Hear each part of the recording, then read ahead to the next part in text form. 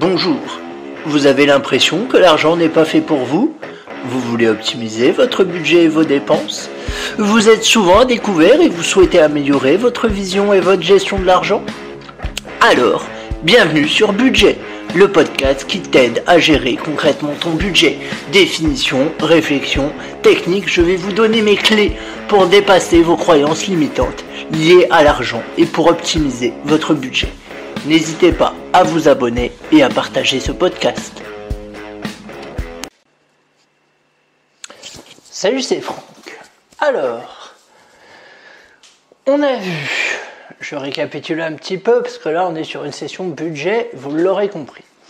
On a vu comment faire son budget, comment l'analyser, comment réduire ses dépenses. Et dans la réduction des dépenses, il y a un point que je n'ai pas traité parce qu'il me semblait qu'il justifiait à lui seul un podcast tellement il était important pour tout le monde globalement, enfin je pense, c'est le poste de dépenses qui concerne les courses, qui concerne l'alimentation. C'est un poste très sensible. Enfin, je vais parler pour moi en fait. Pour moi, de mon point de vue, c'est un poste très sensible parce que j'aime beaucoup manger et bien manger. Et ça coûte cher. Et du coup, avec le temps, j'ai mis en place une technique qui marche pour moi. Et si ça marche pour moi, au vu de mon rapport à la nourriture, ça devrait marcher pour toi aussi. Pour expliquer un peu les choses et contextualiser les choses, j'aime bien manger, globalement. Voilà, j'ai ce qu'on pourrait appeler un bon appétit et je suis un bon vivant. Le souci, c'est que quand je vais faire mes courses, j'avais souvent tendance à craquer sur des choses pas prévues. Je ne faisais pas de liste et j'y allais le ventre vide. Voilà, donc forcément, ça ne pouvait pas bien se passer. Et avec le temps, j'ai mis au point une méthode que je vais te conseiller qui est assez simple. Déjà, pour commencer, il faut définir un budget. Voilà. Il faut que tu te fixes un budget course pour le mois. Et moi, ce que je te conseille, c'est de diviser ce budget course en semaines. Donc, tu prends une somme, tu la divises par 4 et tu retires en espèces, tu te fais des enveloppes et tu retires par semaine. Par exemple, si tu as un budget de 200 €, tu retires 4 fois 50 € au distributeur. Tu mets dans les enveloppes, puis tu mets semaine 1, 2, 3, 4 et tu fais tes courses à la semaine. Alors pourquoi ? Moi, je trouve que c'est utile parce que tout simplement, pour moi, ça permet de mieux s'y retrouver. Faire ses courses au mois, c'est souvent compliqué parce qu'on ne sait pas forcément les proportions dont on a besoin au mois. À la semaine, c'est beaucoup plus facile, tout simplement. Enfin, moi, je m'y retrouve mieux, tout du moins. Et pourquoi un système d'enveloppe ? Parce que comme ça, tu vas te rendre compte, tout simplement, de ce que tu dépenses. Voilà, c'est bête, mais 50 €, payer 50 € en carte bleue, c'est pas la même chose que payer 50 € en espèces. Payer 50 € en espèces, on s'en rend compte, on voit l'argent, on touche l'argent. Ça peut paraître ballot, ça peut paraître même débile ou con ou ce que vous voulez, mais croyez-moi, ça n'est pas le cas. Il faut dans vos dépenses éviter d'utiliser la carte bleue. Mais ça, on le verra dans un prochain épisode. Donc, je disais. Donc oui, en espèces, payer en espèces, c'est important parce que déjà, ça permet de vous rendre compte où vous en êtes dans votre budget assez facilement. C'est-à-dire que globalement, ce qui reste dans l'enveloppe, c'est ce avec quoi vous devez finir la semaine. Et l'un des conseils, et celui-là, il est incontournable si vous voulez réduire votre budget nourriture, c'est de cuisiner le plus possible. Vraiment. Achetez le moins possible des plats préparés. Déjà, c'est pas forcément très bon pour la santé. On sait jamais ce qu'il y a dedans. Et cuisiner, même si vous n'êtes pas un grand cuisinier, allez sur Marmiton, tapez recettes faciles. Vous allez avoir plein de recettes qui vont être géniales à faire et qui vont être, j'en suis sûr, très bonne et très simple. Voilà, je vous dis pas de faire des repas 5 étoiles tous les jours, hein, mais voilà, ça fait pas de mal de cuisiner. Ça prend pas forcément longtemps, contrairement à ce qu'on pourrait penser, hein. Moi, des fois, j'achète du bœuf, je le coupe, un wok, hop, je fais chauffer, jette le bœuf, sel, poivre, c'est terminé. Je prends des champignons, je les fais cuire dans un peu de beurre, hop, je rajoute de la sauce soja sucrée, ça épaissit un peu et mon plat il est fait. Ça m'a pris, je sais pas moi, 5 minutes le temps que les champignons cuisent, le bœuf dans le wok, 30 secondes et c'est prêt. Et croyez-moi, c'est divin. Donc voilà, cuisiner, ça ne veut pas forcément dire passer des heures en cuisine. Non, ça c'est faux.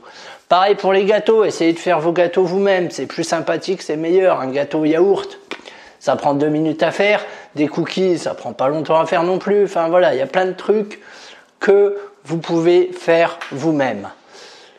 Autre conseil aussi, évitez au maximum les grandes surfaces. Parce que tout simplement, ils se font une marge. Et puis, les fruits et légumes, c'est pas forcément ce qu'il y a de mieux, soyons clairs. À la rigueur, ce qui peut valoir le coup, c'est si vous avez un boucher. Nous, je sais qu'on a ça parce qu'on a un Carrefour à côté de chez nous. On a un boucher et ça, c'est plutôt bien, d'autant plus qu'ils font des colis de viande qui coûtent 30 € et généralement, ça nous fait largement le mois au niveau de la consommation de viande. Donc ça, c'est pas mal aussi parce que comme ça, vous mangez un peu de viande un peu plus souvent, ça fait pas de mal. Mais ça reste à prix abordable parce que généralement, vous en sortez. Alors, nous, on a 2 modèles, un modèle à 25 et un modèle à 30, on prend celui à 30 et franchement il y a de quoi faire, il y a du bourguignon, comme ça vous pouvez faire en plus des plats en sauce et ça les plats en sauce c'est bien, pourquoi? Parce que souvent ça dure longtemps, vous pouvez vous faire 2 repas avec. Enfin voilà, essayez de cuisiner, alors pas forcément des énormes quantités, mais essayez de cuisiner tout ce qui est plat en sauce et tout ça où vous savez que si vous en faites, vous en aurez sûrement pour vos repas suivants. Donc vous congelez, vous mettez au congélateur et puis ensuite vous décongelez et puis vous mangez, hein, tout simplement. En un plat, vous avez fait 2 repas. C'est toujours ça d'économiser. J'ai encore un conseil, c'est de faire ses menus en avance. Alors, c'est une question d'habitude, hein, soyons clairs, mais moi j'aime bien l'idée, déjà j'aime bien me questionner sur ce que je vais manger. Et du coup, moi ce que je vous conseillerais de faire, c'est de faire vos menus en avance. Nous, ce qu'on fait, on a une liste où on met un peu tous les menus qu'on mange, donc c'est pas des grands menus, hein. Ça peut être de la pizza, ça peut être je sais pas moi, un plat en sauce, des nuggets maison, etc. Et puis vous piochez toutes les semaines, voilà ce que vous voulez manger. Et enfin, faites vos menus à la semaine plus exactement, pas au mois mais à la semaine, comme ça vous faites votre liste de courses en fonction et vous n'en déviez pas. Voilà. Ça c'était un de mes conseils. Après, il y a des recettes qui coûtent rien. Vous faites des crêpes, ça coûte rien les crêpes. Les œufs maïzena, je vous conseille de mettre de la maïzena à la place de la farine, elles sont meilleures. Voilà, il me semble que c'est tout. Je dis il me semble parce que c'est pas moi qui l'ai fait. C'est ma copine, mais globalement, ça coûte rien. Un peu de garniture, 2 tranches de jambon chez le traiteur boucher, tac. Vous les coupez en 4, du fromage râpé, hop, votre repas il est fait. Il n'y a pas besoin de se faire chier pour bien manger, vraiment. Et cuisiner, vous allez voir la différence. Et faites les marchés aussi. Je ne sais plus si j'ai déjà dit du coup, mais si je ne l'ai pas dit, je le dis. Et si j'ai déjà dit, je le redis. Faites les marchés, vous verrez, les marchés, c'est pas cher. Alors, que vous fassiez les fins de marché, les débuts de marché, peu importe. Mais faites le marché, c'est pas cher, les produits sont frais, généralement ils sont bons. Voilà, c'est un peu moins aseptisé que les grandes surfaces. Notamment pour tout ce qui est herbes aromatiques et tout ça, les marchés sont souvent imbattables.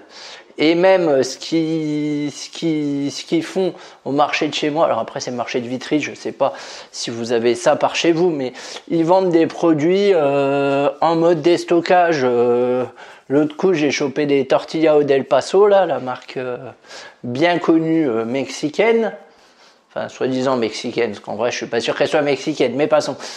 C'était les 4 paquets à 1 euro, vous voyez, hop, ils déstockent et elles étaient bonnes, hein, elles étaient pas pourries, il y avait pas de souci. Mais c'est vrai que moi j'ai beaucoup de chance avec le marché que j'ai à côté de chez moi. Donc voilà, vraiment faites le marché. Sinon dans les petites supérettes et tout ça, vous avez souvent des dates de péremption proches. Bah, c'est pareil, choisissez les dates de péremption proches. De toute façon, s'il y a une semaine d'écart, généralement c'est pas trop grave. Voilà, mais c'est vrai qu'il y a moyen d'économiser 30% sur certains produits, bah, ça fait toujours plaisir, on va dire. Et important, on fait ses courses le ventre plein et non pas le ventre vide, parce que le ventre vide, on est beaucoup plus tenté et on est beaucoup plus réceptif au message marketing des supermarchés ou à la beauté des produits du marché. Voilà, on essaye de varier aussi son alimentation au maximum. Bon, je sais que nous pour la viande, on fait le système du colis, ça nous revient à 30 € par mois, donc ça va, ça fait pas trop un trou dans le budget course. Après, si vous pouvez acheter du poisson, bah ma foi, achetez du poisson. Si vous pouvez pas, bah il y a des coquillages qui coûtent pas trop cher, hein, les bulots, je crois que c'est pas trop cher. Il y a aussi ce qu'on appelle les amandes de mer, il me semble. Alors ça, c'est vraiment pas cher du tout, c'est genre 2 € le kilo. Vous en prenez 2 kilos, ça vous fait 4 €. Ça remplace avantageusement les moules marinières. Sinon, vous avez les moules frites, enfin, etc. Vraiment, essayez de varier au maximum. Voilà, bah écoutez, c'était ces petits conseils sur les courses. Je vous dis à très vite.